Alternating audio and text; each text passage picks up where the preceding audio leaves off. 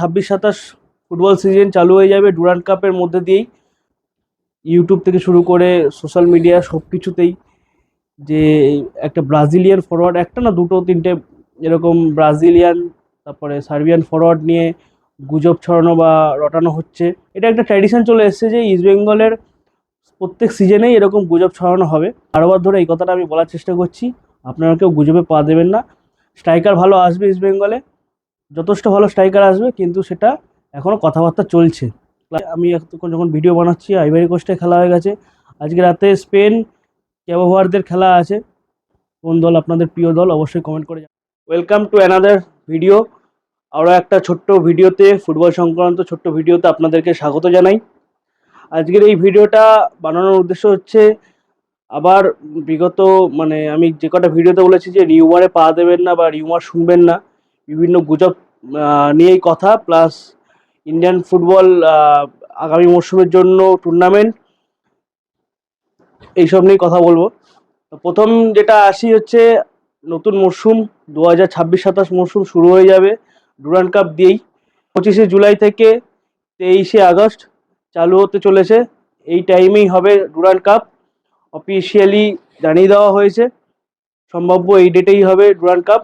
কলকাতা, রাঁচি, গুয়াহাটি, শিলং এবং ইম্ফল, এই 5টি জায়গায় নিয়ে ডুরান্ড কাপটা অনুষ্ঠিত হবে।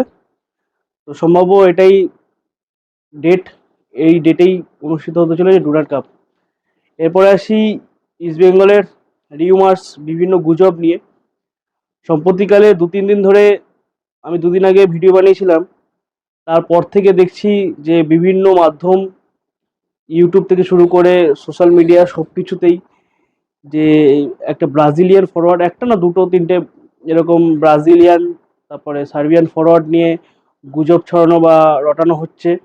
যে যার ভিউজ বা জানি না কী জন্য ছড়াচ্ছে, বিভিন্ন মহল থেকেই ছড়ানো হচ্ছে, সবাই সেখানে লাফালাফি করছে। এটা এটা একটা ট্র্যাডিশন চলে এসেছে যে ইস্ট বেঙ্গলের প্রত্যেক সিজনেই এরকম গুজব ছড়ানো হবে। কিন্তু আমি এটা নিয়ে কোনো ভিডিও বানাইনি যে এই কোন প্লেয়ার আসবে, ড্যানিয়েলসন বা একদম মেনশন করে বলছি ড্যানিয়েলসন ব্রাজিলিয়ানের, যে ড্যানিয়েলসনকে নিয়ে যে গুজব ছড়ানো হয়েছে সেটা ইতি টেনে দিয়েছে অলরেডি, যে এই ক্লাবে খেলছে ড্যানিয়েলসন এখন বর্তমানে। তা এই পার্টটা মিটে গেছে। ইস্ট বেঙ্গল একদম ঠিক যে 3-4টে বিদেশির সাথে কথা বলছে স্ট্রাইকার লাইনে। শর্টলিস্ট হয়নি কিছু এখনো ইনিশিয়াল স্টেজে কথা হচ্ছে, নক হচ্ছে। ইনিশিয়াল স্টেজে কথা বলা মানেই যে চূড়ান্ত হয়ে গেছে এরকম না, বা অ্যাডভান্স টকিং এরকম নয়। বারবার ধরে এই কথাটা আমি বলার চেষ্টা করছি, আপনারা কেউ গুজবে পা দেবেন না। স্ট্রাইকার ভালো আসবে ইস্ট বেঙ্গলে, যথেষ্ট ভালো স্ট্রাইকার আসবে, কিন্তু সেটা এখনও কথাবার্তা চলছে ক্লাব ম্যানেজমেন্টের পক্ষ থেকে। আশা করি সব ভালোই হবে। তৃতীয় পয়েন্টে আসি, ইস্টবেঙ্গলের জন্য সুখবর। আগেই বলেছিলাম যে আমাদের কোর প্লেয়ার কিছু রিটার্ন হবে, সেখান থেকে প্রপসকন গিল গোলে 2028 অব্দি 2 বছরের জন্য আরও চুক্তি বাড়িয়েছে, একটু স্যালারি হাইক করে ইনক্রিজ করিয়ে।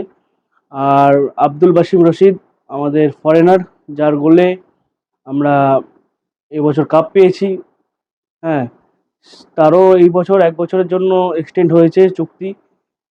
এছাড়াও কেভিন মিগুয়েল, এদের সাথেও হয়ে যাবে, শর্টলিস্ট হয়ে যাবে আশা করি 1-2 দিনের মধ্যেই। সব কিছু অফিসিয়ালি জানানো হবে। এখনও পর্যন্ত ইস্টবেঙ্গল অফিসিয়াল পোস্ট কোনো কিছু হয়নি, আশা করি 2-3 দিনের মধ্যে হয়ে যাবে।